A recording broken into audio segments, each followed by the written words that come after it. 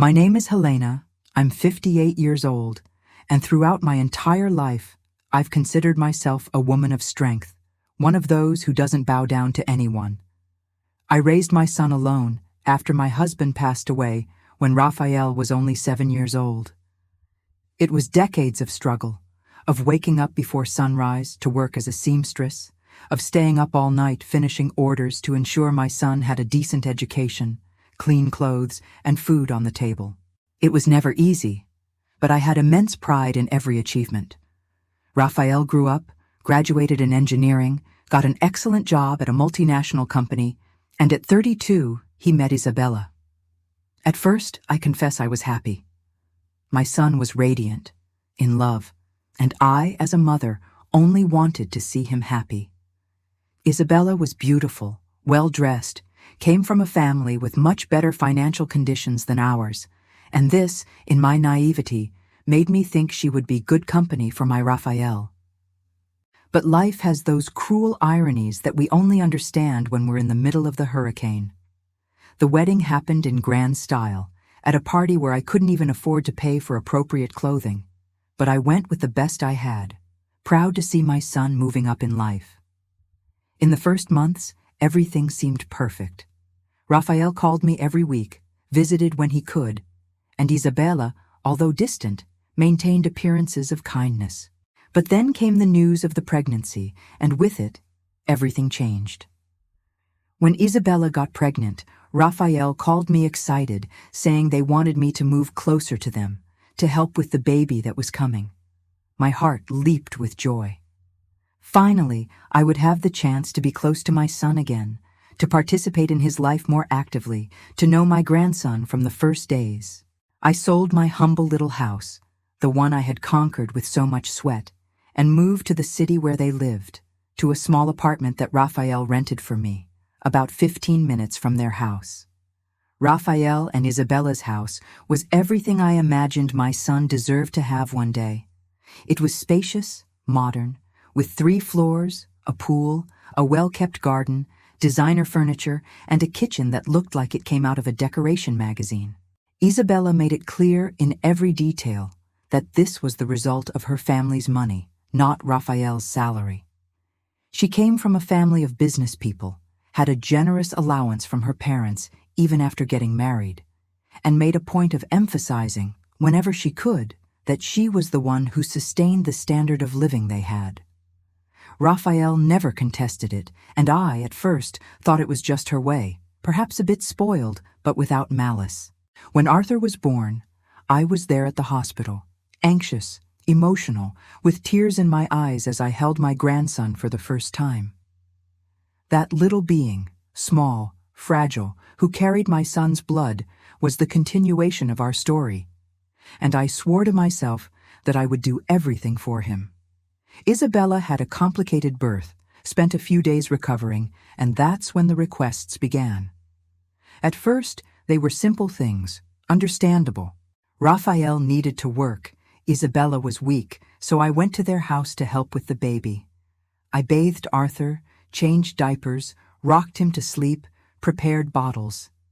I did all this with love. After all, he was my grandson, and I was happy to be there.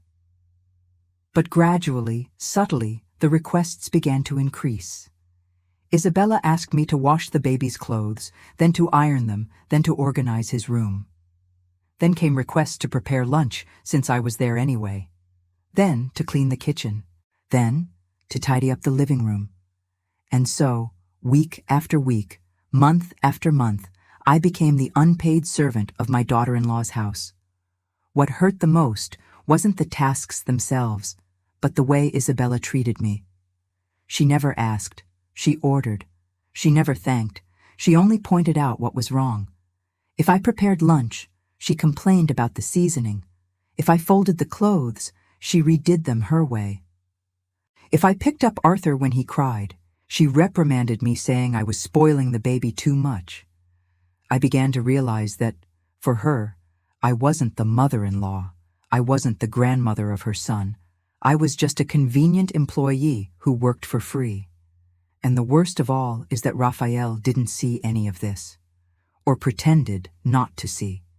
Every time I tried to bring up the subject, he told me that Isabella was stressed with motherhood, that I needed to be understanding, that it was a phase.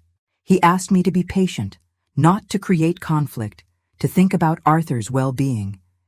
And I, out of love for my son and my grandson, swallowed my pride and continued. The months turned into a year, and my routine was exhausting. I woke up at 6 in the morning, went to their house at 7, and only left at 8 at night. I cleaned the entire house, washed clothes, ironed, cooked lunch and dinner, took care of Arthur all day, and still heard complaints from Isabella about how I didn't do things the way she would like. She spent the day on her cell phone, chatting with friends, getting her nails done, going to the salon, while I worked like a convict.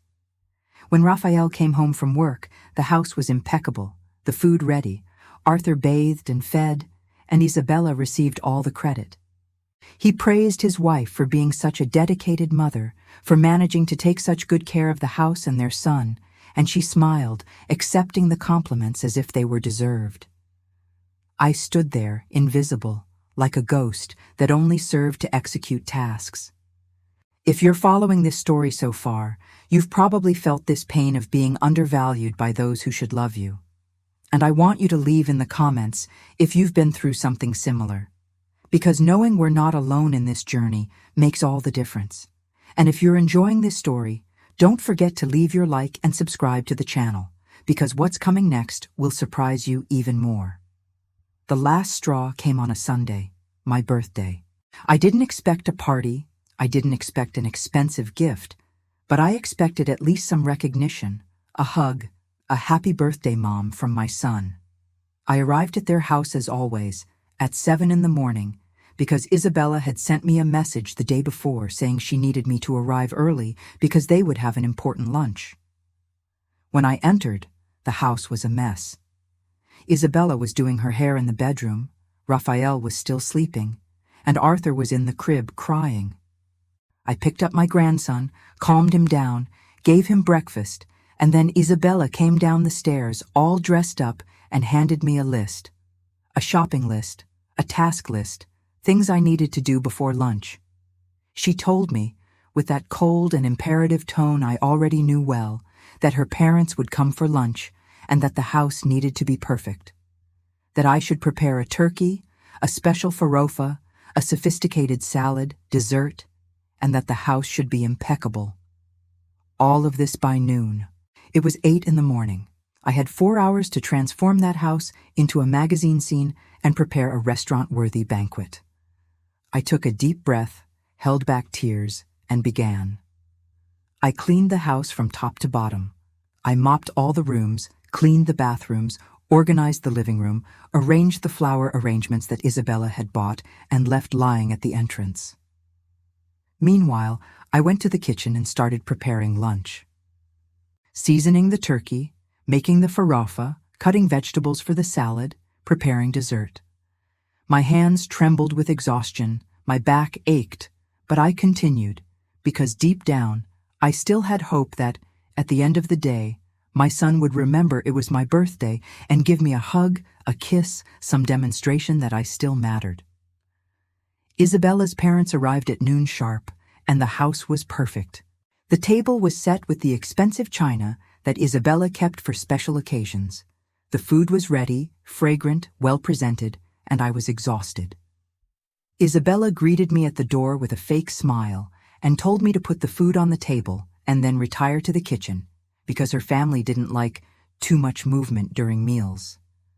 I wasn't even invited to sit at the table. I, who had prepared everything, who had worked 4 hours non-stop, was not worthy of sitting with them. I stayed in the kitchen, listening to the laughter, the compliments about the food, Isabella receiving congratulations from her parents for being such a competent housewife, and Raphael, my son, my only son, agreeing and saying how lucky he was to have such a skilled wife. In that moment, something inside me broke. It wasn't anger, it wasn't immediate revolt, it was a coldness, a crystal-clear clarity that I needed to do something. I couldn't continue like this anymore, but I also knew that confronting them wouldn't help. Isabella would paint me as the problematic mother-in-law, Raphael would take her side, and I would be distanced from my grandson's life. So, in that kitchen, while washing the mountain of dirty dishes they left, I began to plan my revenge. And this revenge wouldn't be loud, it wouldn't be scandalous, it would be silent, strategic, and absolutely devastating. In the following days, I began to observe everything with different eyes. I paid attention to every detail of that house's dynamics, to Isabella's habits, to her weaknesses, to Raphael's blind spots. Isabella was vain, too worried about appearances, about what her friends thought, about the image she projected on social media. She posted photos of the impeccable house, of Arthur always clean and well-dressed, of sophisticated meals, and received hundreds of likes and comments praising how she was a perfect mother and wife. But I knew the truth. I knew that behind that facade was my work, my sweat, my calloused hands. And that's when I had the first idea. If Isabella wanted to maintain appearances, I would simply stop sustaining those appearances for her. But not in an obvious way. I would do it gradually, in a way that she couldn't blame me directly, but that she would feel the impact. I started slowly. When Isabella asked me to clean the house, I cleaned it, but not with the same care as before. I left a little corner here, another there, nothing too obvious, but enough so that the house didn't have that impeccable shine she loved so much.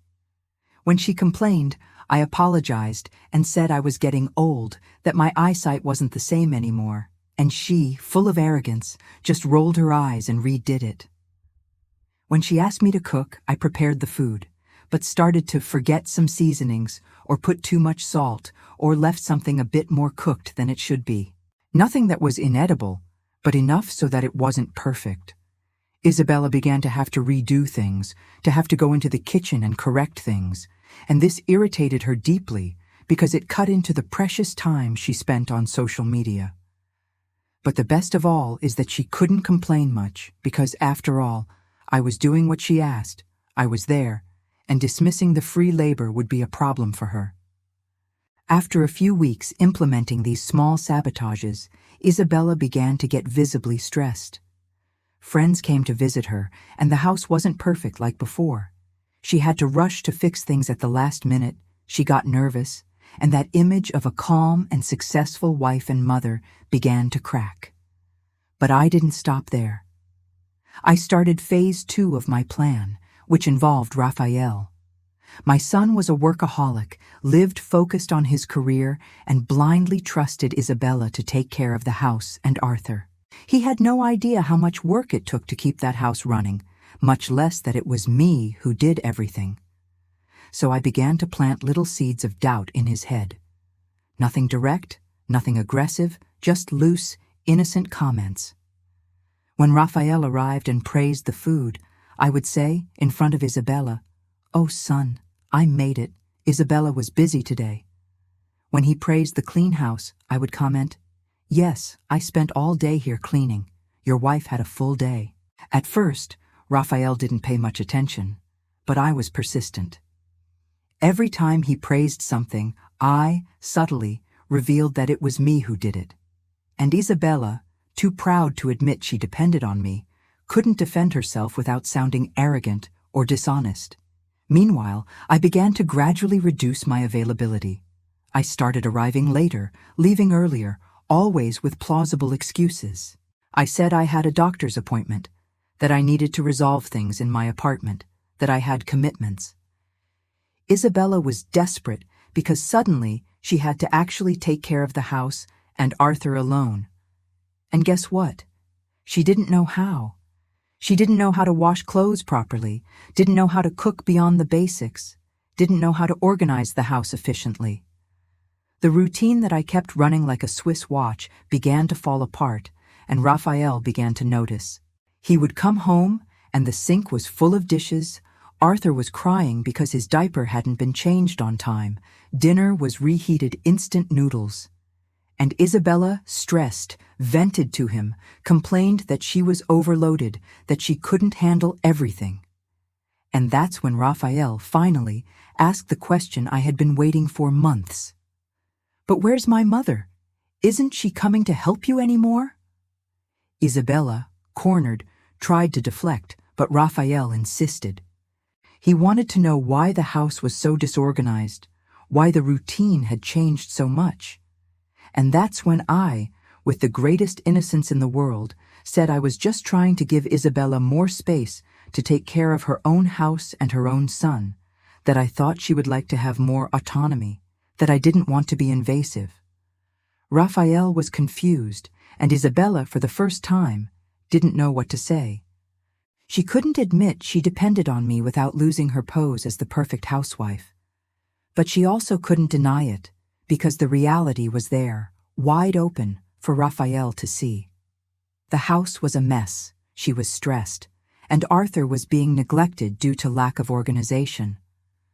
Raphael began to question Isabella, to ask why she couldn't do what my mother did so easily. And that's when she made the fatal mistake. At the height of stress, she exploded. She shouted that she wasn't a servant, that she didn't have to do everything alone, that his mother should be there helping, as she always did. And Raphael finally understood. He understood that I wasn't sporadic help. I was the entire structure that kept that house running. That Isabella had never done anything, that everything he praised, everything he thought was perfect, was my work. The expression on Raphael's face at that moment was something I'll never forget. It was a mixture of shock, disappointment, and anger. He looked at Isabella as if seeing her for the first time, and then looked at me, with tears in his eyes, and said only, "Mom, I'm sorry." In that moment, I could have rubbed in Isabella's face everything she made me go through. I could have yelled, cried, made a scene. But I didn't. I just smiled, a calm smile, and said, "It's okay, son. I just want you to be happy." And I left their house, leaving that couple on the verge of a nervous breakdown to solve their own problems. If you're enjoying seeing this turnaround, leave here in the comments if you think Isabella deserved what's happening. And don't forget to subscribe to the channel because the story isn't over yet. And what's coming next will leave you jaw-dropped. In the following days, Raphael called me constantly. He was confused, hurt, trying to understand how he had been so blind. He told me that he and Isabella were fighting daily, that she accused him of being sexist for expecting her to do housework, that he accused her of having deceived him about who she really was. Their house became a battlefield, and Arthur, my poor grandson, was in the middle of all this. I could have taken advantage of the situation to distance Raphael from Isabella for good, to completely destroy their marriage. But that's not what I did. Because my revenge wasn't about destroying my son. It was about opening his eyes. It was about making Isabella realize that she couldn't treat people, especially not her mother-in-law, like disposable servants. It was about dignity, about respect, about asserting my place in that family. So, when Raphael asked me to come back, to help them resolve that situation, I established conditions. I said I would only return if Isabella apologized to me publicly, if she acknowledged everything I had done, and if from then on I was treated as Arthur's grandmother, not as a servant.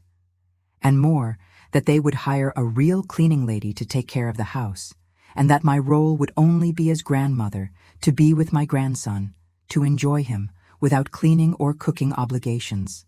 Raphael agreed immediately. Isabella, on the other hand, resisted. For days, she refused to apologize, tried to argue that everything was an exaggeration of mine, that she always treated me well. But Raphael was unwavering. He had seen the truth, and now he couldn't pretend he didn't see it anymore. He told Isabella that if she didn't apologize to me and didn't change her attitude, he would seriously consider separation. And it was only then, when Isabella realized she could lose the financial comfort that Raphael provided, that she gave in. On a Saturday afternoon, she appeared at my apartment door. Her eyes were swollen, she was visibly uncomfortable, and she asked to come in. We sat in my small living room, and she, with difficulty, began to speak. She apologized, She said she was arrogant, that she was wrong, that she didn't value everything I did, and that she would like a new chance. I won't lie. Part of me wanted to send her away, to say that the apologies weren't enough. But another part of me, the part that was a mother and grandmother, knew that holding a grudge wouldn't lead to anything good. So I accepted the apologies, but made it clear that things would be different from then on. And they were. Raphael and Isabella hired a cleaning lady who came 3 times a week. Isabella began to actually learn to take care of her own house and her own son. I returned to visit Arthur, but now only as a grandmother.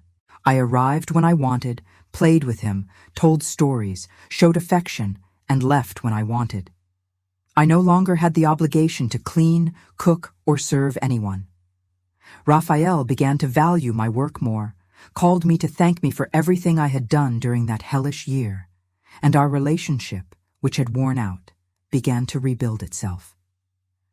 Isabella, in turn, changed.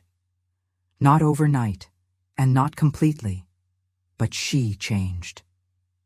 She began to treat me with more respect, to ask my opinion about things related to Arthur, to include me in family decisions.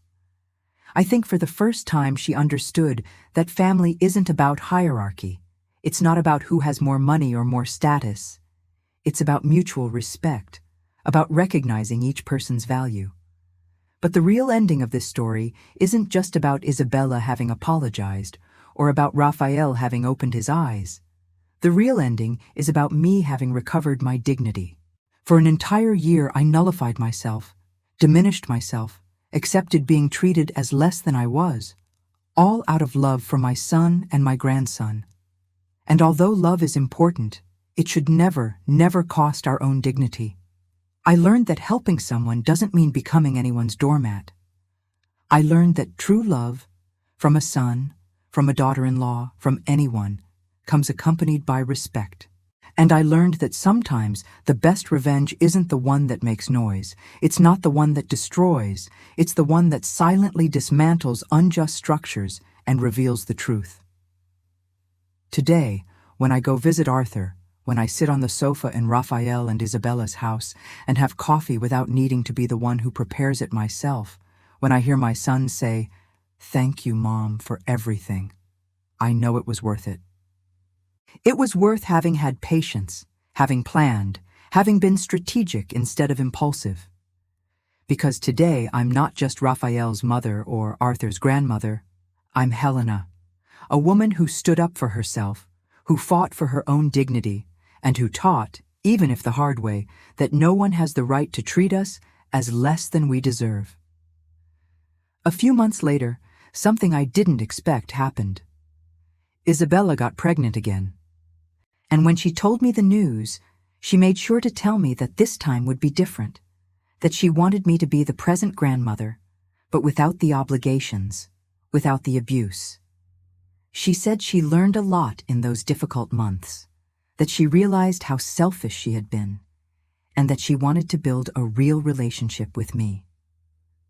I confess I was surprised and also emotional, because there was proof that people can change, that we can break toxic cycles, that it's worth fighting for what's right, even when it seems impossible. Today Arthur is 2 years old, and soon he'll have a little brother or sister, and I'm a proud, present but respected grandmother. I'm no longer invisible. I'm no longer the unpaid servant. I'm Helena, and my story is proof that the sweetest revenge isn't the one that hurts. It's the one that transforms. If you made it this far, I want to thank you from the bottom of my heart for having accompanied me on this journey. I know that many of you have gone through, or are going through, similar situations where you are undervalued by people who should love you.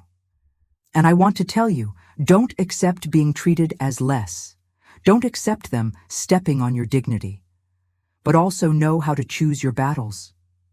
Direct confrontation isn't always the best solution.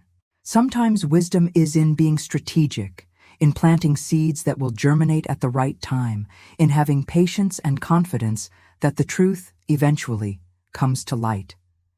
Leave here in the comments which part of this story impacted you the most, if you agree with the way I handled the situation, and if you have any similar story to share. I read all the comments and love talking with you. And if you haven't subscribed to the channel yet, subscribe now and activate the bell so you don't miss the next stories, because there's a lot of good stuff coming. And don't forget to leave your like, because that helps the channel grow a lot and reach more people who need to hear stories like this. Until next time, and remember, respect isn't asked for, it's imposed, but always with wisdom and dignity.